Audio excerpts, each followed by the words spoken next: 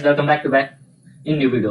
आज हम डिस्कशन करेंगे निफ्टी में नेक्स्ट वीक क्या प्रेडिक्शन है और बैंक निफ्टी में क्या प्रेडिक्शन है, कौन सा लेवल इंपोर्टेंट है और कौन सा लेवल नहीं इंपोर्टेंट है, कौन सा सेक्टर अच्छे परफॉर्मेंस कर सकते हैं और कौन सा सेक्टर अच्छे परफॉर्मेंस नहीं कर सकते हैं। उन इस सेक्टर के अकॉर्डिंग आप अपने स्टॉक को पिक कर सकते हैं। तो इस वीडियो में आपको बहुत अच्छी नॉलेज मिलेगी, लेवल मिलेंगे और सीखने को मिलेगा, जिससे आप पैसा बना सकते हो और लॉन्ग टर्म में आप प्रॉफिटेबल बने रह सकते हो। तो बेसिकली स्टार्ट करते हैं। तो ये आपके सामने 1 वीक का चार्ट है निफ्टी का। तो निफ्टी में हम देख रहे हैं 1 2 3 4 5 6 वीक से कंटिन्यूअस बाइंग आ रही है।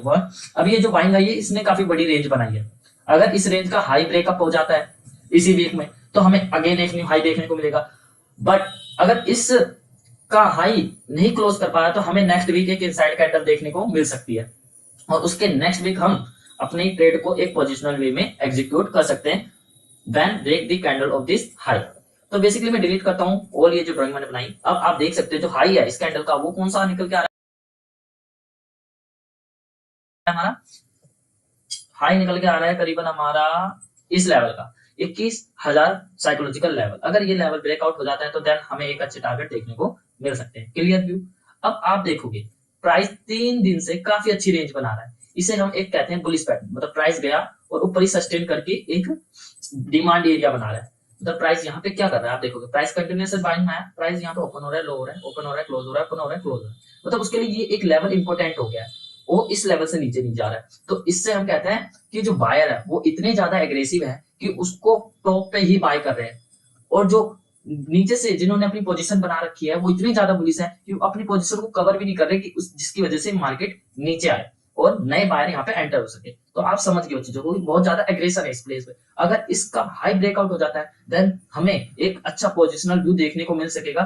अब मैं आपको हैरानी होगी बट 19,800 से 20,800 तक हमने ये लेवल सडनली बहुत हाई स्पीड में ब्रेक करा। अब यही लेवल 1000 पॉइंट के हमें बहुत ही हाई स्पीड में और ब्रेक होते हुए दिख सकते हैं। तो ये मेरा अगला नेक्स्ट टारगेट हो सकता है नेक्स्ट वीक और सम डेज, मतलब एग्जैक्ट नहीं कह सकता पर 10 डेज के अंदर अगर मार्केट इस कंडीशन को फेवर करता है हाई ब्रेकआउट करके, देन हमें 21,800 तक के टारगेट और देखने को मिल सकते हैं।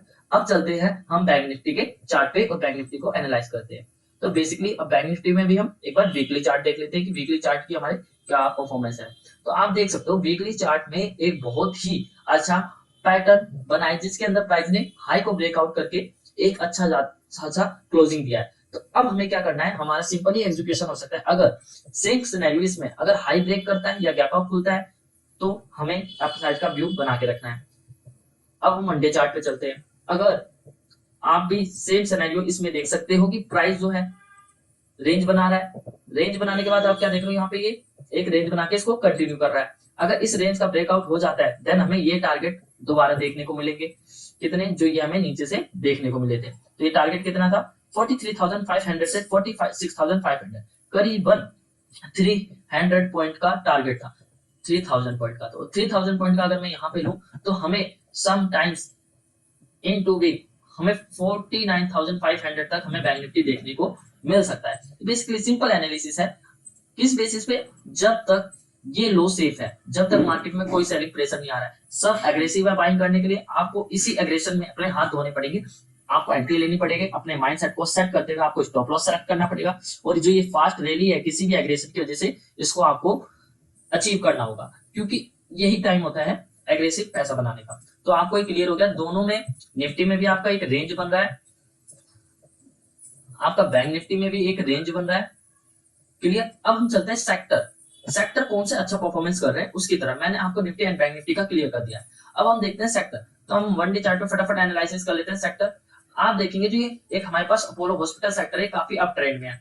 इसने अगर इस पुल बैक का हाई ब्रेकआउट हो जाए तो ये अप ट्रेंड अब काफी एक अच्छा रिजल्ट हमें लाके दे सकता है, क्योंकि ये कभी इसके लिए एक रेजिस्टेंस एरिया होता था और अब इस रेजिस्टेंस एरिया को ये ऊपर क्लोजिंग दे के वीकली चार्ट में और एक सपोर्ट में कन्वर्ट हो चुका है। तो आप देख सकते हो कितना अच्छा पैटर्न बना है। तो बेसिकली इसी पैटर्न के बेसिस पे हम इस क्लोजिंग के ऊपर जैसे ही एग्जिट होता है हम यहाँ एंट्री करेंगे और हम एक्सपेक्ट करते हैं एक 60,000 तक के टारगेट को, करीबन यहाँ से कितने पॉइंट का टारगेट, अभी आपका प्राइस हमारी एंट्री होगी 5,650 पे और हम एक्सपेक्ट करें 300 पॉइंट कैप्चर करने के लिए। तो ये बेसिकली एक स्विंग ट्रेड हो सकती है। अल्ट्राटेक बहुत ही अच्छा ब्रेकआउट आया है इसका वीकली बेसिस पे और एक कंटिन्यूएशन पाएंगे, बट हमें इसमें वेट करना है। जैसे ही हमें इसमें वन डे पे एक पुल बैक मिलता है, अभी तो इसने रेंज का एक अच्छा ब्रेकआउट करा है, आप चाहते इस डोजी का एक अगर कल गैप अप होता है तो इस डोजी के बेस पे एक ट्रेड कर सकते हो।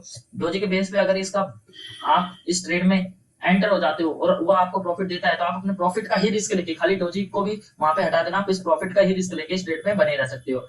टाइटन ये हमने इस रेंज में दिए थे ये स्टॉक, और ये आप बहुत ज्यादा अच्छी रैली कर रहे हैं। इस हेल को हमने इस रेंज में दिया था और आज आप इसके कारनामे देख सकते हो कि ये किस लेवल पे जाके खड़ा है। अभी हेल में हमें कुछ नहीं करना है, हमने इस लेवल पे हेल को आपको एग्जीक्यूशन दिया था और ये बहुत ही अच्छा रिजल्ट यहाँ पे हेल का हमें निकल के मिला है। बेसिकली हमारी ट्रेड यहाँ से एग्जीक्यूट हुई थी पुल बैक के साथ जब ये सपोर्ट एरिया पे आया था। अब ये चार्ट बहुत ही अच्छा, एससीएल टेक ने काफी अच्छा ब्रेकआउट दिया है। अगर एससीएल टेक आपको इस लेवल पे रिटेस्ट करता हुआ मिले इस जोन पे, तो आप जरूर इसमें अपनी एक पोजीशन बना सकते हो। और आप एक अच्छा स्टॉक काफी निकल के आ रहा है एचडीएफसी, तो इसमें ब्रेकआउट आ चुका है। हमने इस लेवल के आसपास इनमें एवरेजिंग करा था, कुछ एंट्री हमारी यहाँ पे भी ऐड हुई है, अब ये कंटिन्यू कर रहा है। तो आप अपने आप नोटिस कर सकते हैं कौन से स्टॉक ज्यादा अच्छे परफॉर्मेंस कर रहे हैं। यहाँ पे मैंने एलएनटी को आइडेंटिफाई करा था एक बुलिश ट्रेंड के लिए और उसका रिजल्ट आप देख सकते हो कितना प्यारा आया है। जेएसडब्ल्यू स्टील को हमने इस रेंज के आसपास आइडेंटिफाई करा था, इस रेंज के आसपास आइडेंटिफाई करा था, रिजल्ट आपके सामने है कि कितना अच्छा बेसिक इसमें आपको इंप्रूवमेंट देखने को मिल रहा है।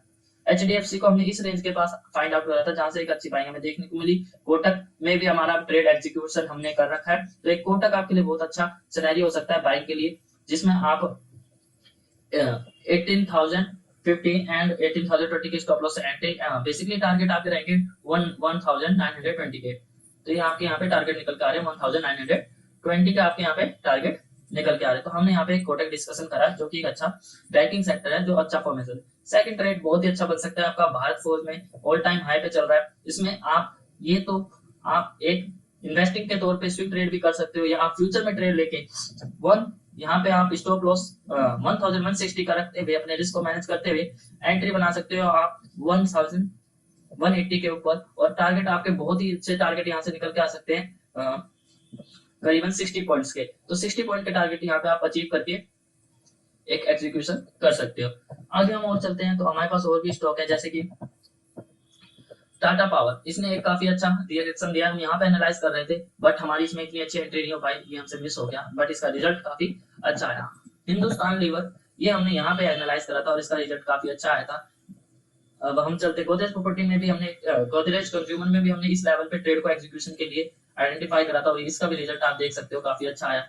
जब इस लेवल पर हमने आइडेंटिफाई करा तो वहां से भी रिजल्ट इसका काफी अच्छा आया।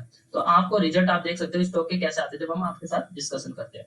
एक ओरो फार्मा स्टॉक है, काफी अच्छा स्टॉक है, काफी बुलिश पैटर्न है।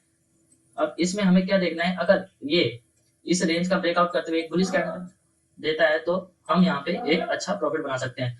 तो बेसिकली क्या है कि ये सारे हमारे एनालिसिस है।